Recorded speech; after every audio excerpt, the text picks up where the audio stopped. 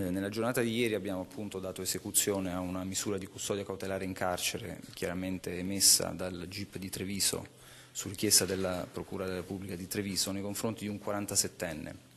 E lo stesso è ritenuto responsabile, almeno sulla base degli elementi indiziari fin qui raccolti, di aver trasportato in luogo pubblico e collocato nei pressi dell'Istituto Marcantonio Flaminio di Vittorio Veneto nella notte tra il 2 e il 3 giugno scorsi un ordigno esplosivo che ha provocato appunto gravi danneggiamenti alla struttura. Sarebbe di un 47enne di Carpesica di Vittorio Veneto la mano che ha innescato l'esplosione in pieno centro a Vittorio Veneto.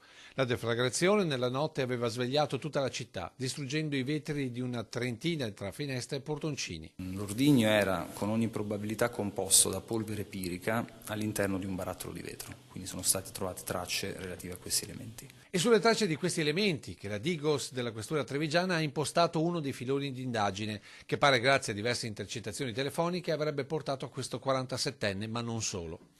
Infatti il materiale ritenuto interessante dagli investigatori sarebbe stato rinvenuto in un capannone di proprietà di un quarantenne che avrebbe aiutato il 47enne nell'attentato alla scuola.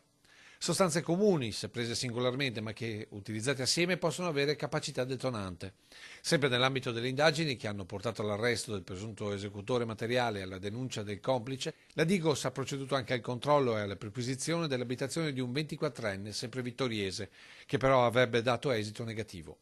Tutta ancora da verificare la pista del traffico d'armi illegale, anche se parte del materiale sequestrato al 47enne non farebbe cadere del tutto l'ipotesi. Resta ancora da capire il movente del gesto, sicuramente dimostrativo, per il quale però l'indagato non avrebbe ancora dato spiegazioni.